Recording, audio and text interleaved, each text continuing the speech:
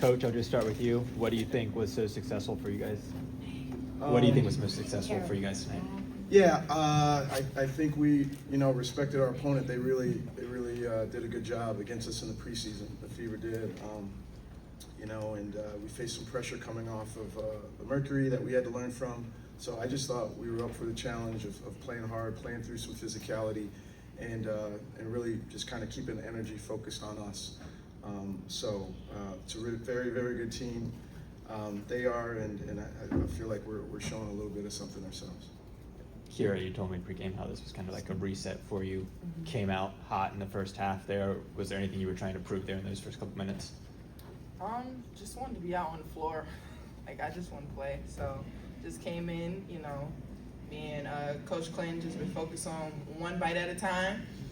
I told him I have big mouth, so I like big bites. But yeah, just that's my motto, just being aggressive, but knowing that it comes with time. Slim, you had Kira for... Yo, that's crazy. He told me shut him out, so he didn't say what way.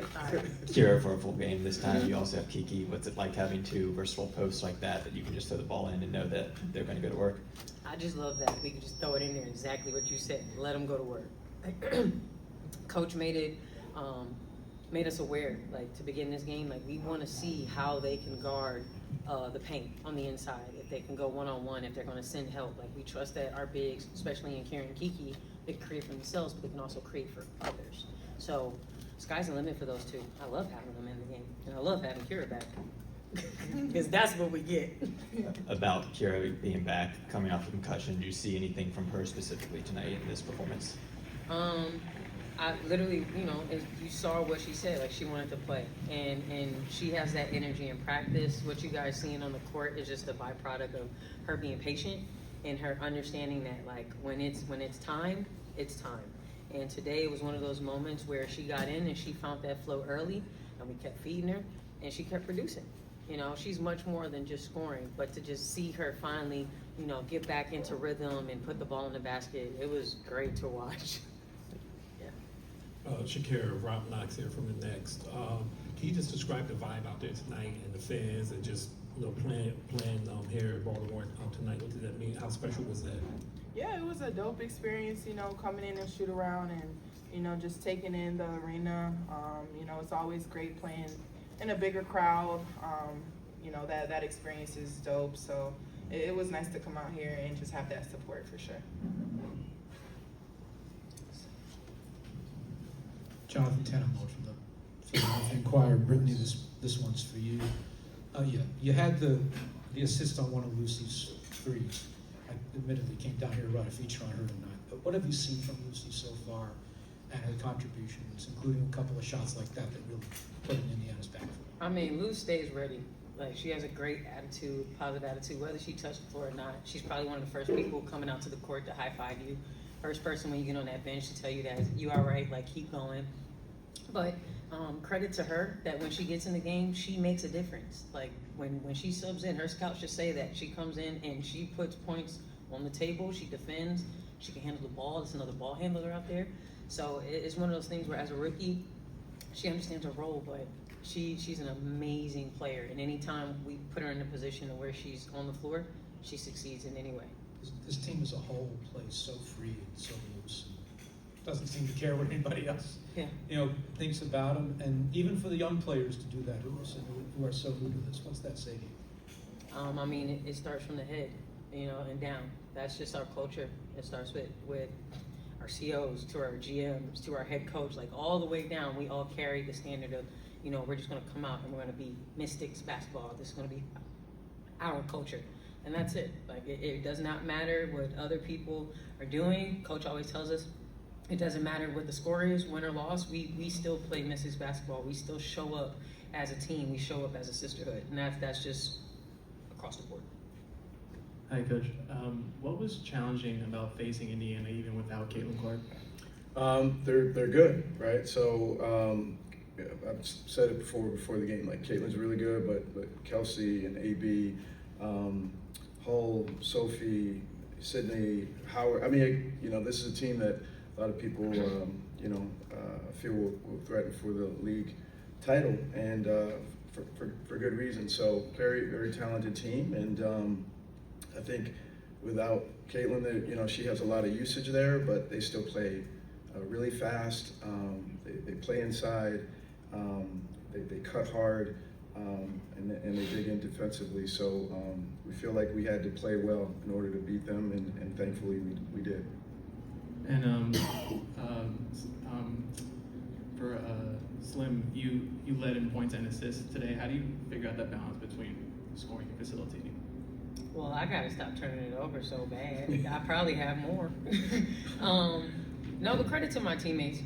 You know, like, yes, teams know I'm gonna go to the basket. I'm one of the high usage players. There's no secret, right? But then it comes a responsibility where when you do have the ball in your possession so much, you should be able to create for others. And I actually look for that a lot more than I probably should. I get in trouble for it, but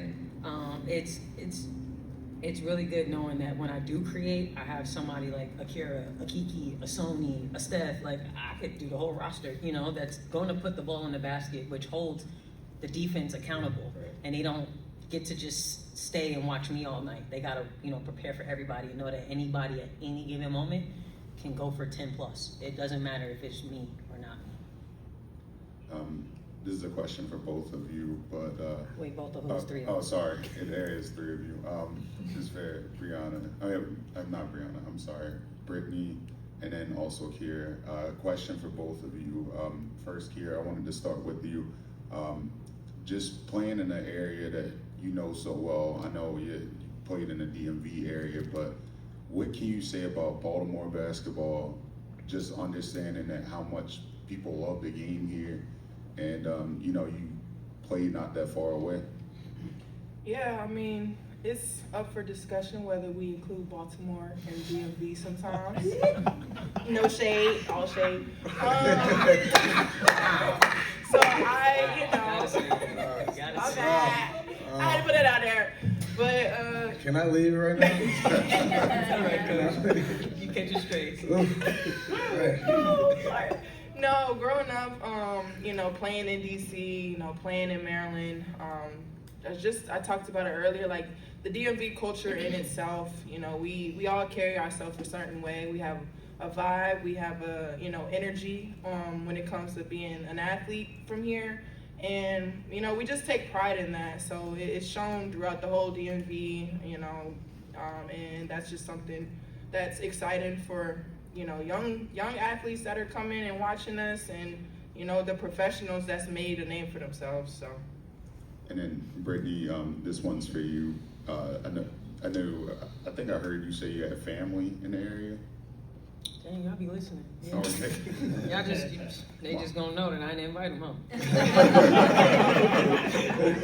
Sorry, cousin. But you know, what have people said about Baltimore that you know that you're like, yeah, this city, you know, they love basketball here and they'll ride for their teams? Oh, I mean, yeah, it's like any place, but not any place at the same time. Like Baltimore, the fans go hard for their sport, especially basketball.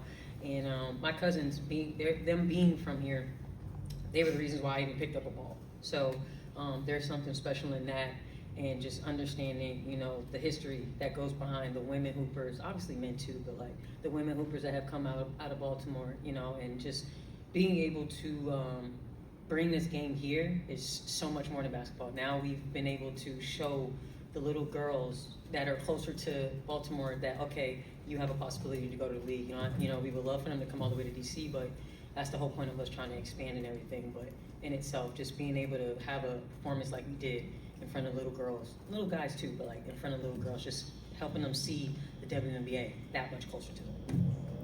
Coach Johnson, I want to start with you. You mentioned earlier, you said this team is starting to show something. There's a lot of fans that were in here tonight that may not follow Mystics basketball. What do you think they learned about this team? I think Slim touched on it just in terms of the sisterhood is real for us. So, you know, I know that doesn't come down to necessarily style of play. I would say with that, you know, we want to play fast. We want to share the game. We like the fact that we can move the ball. And as Slim said, you know, there's different people that can hurt you, and hopefully we're doing our part defensively. You just can't be any good without defending. But along the way, just a sisterhood, a connection. I just told them, 5-10 minutes ago, it just fills me with joy to see them interact with each other, appreciate each other, pick each other up after a loss, celebrate each other's successes. It's just like something that I want and pray and hope that lasts well beyond the season, to be honest. And that's what I'm seeing. It's just a fun thing to be a part of, and that's what you will see if you watch closely. That's what you'll see from the Mystics. Thank you. Slim and Shakira, I want to ask you, because you were both here last season, that connectedness seems to also be extending to Coach Johnson. What's it been like playing under him? Well, I'm trying to get my minutes to get, my coaching from him, but I'm Catching strays all over the all over the place. I need a bulletproof vest the next time I come in. Oh, headshots, goddamn. Chill. But no, for real, like the energy, I've been here, this is year 4 for me. It's just been totally different. It's something that I've been waiting for, for pretty much my whole career. It's just someone who can uplift, believes in you, and just that positive energy that just radiates from him. Like, we all want to carry that, and we all just want to go out there and really just hoop for each other. So just shout out to Coach. I know I've been getting a little strays with him, but now he's really set the tone and set the standard. Like Slim said, it started from the higher ups, of course, but they really brought in a great dude who's come in here and really just taking the energy for DC right now. Take questions on Zoom. Look like it's Jim.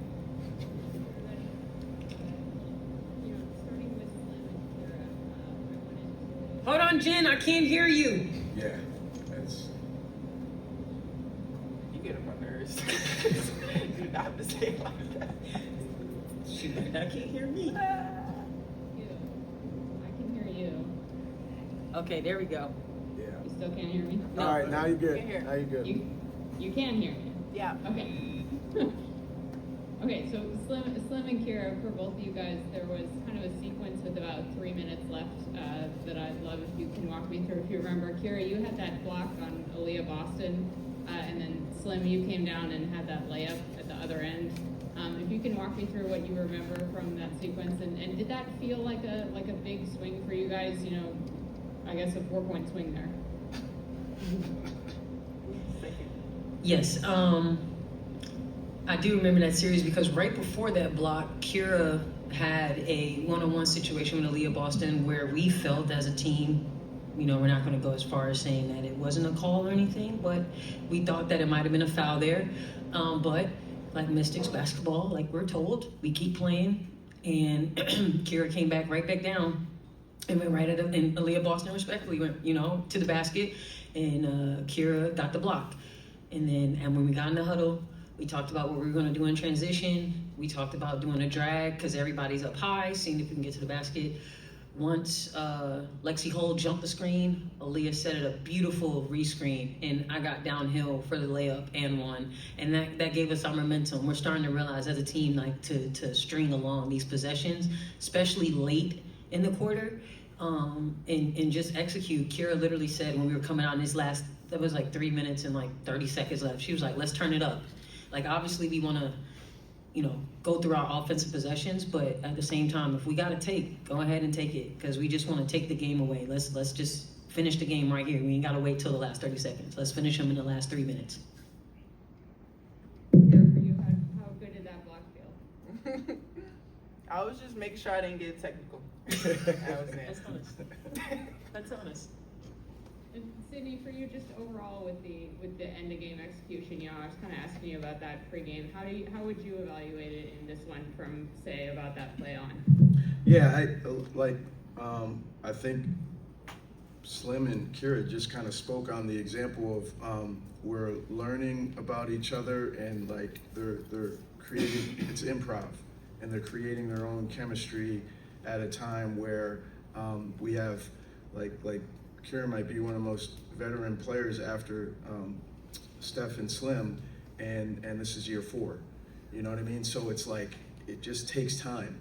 But to have these games and to battle and play so hard and to have close games and be able to kind of work their way through it, invaluable. So there's a lot of faith and belief from me and them, and you can see why. I mean, you can see why, and I'm not gonna lie to them. You know, I'm gonna let them know when, you know, we're not quite holding the standard, but I'm gonna love them up when they show off, and they do it just about every day, to be honest. And so why not in the last 4 minutes of this game? It's no different than any other time. Thank you. Thank you. Oh. Thank you.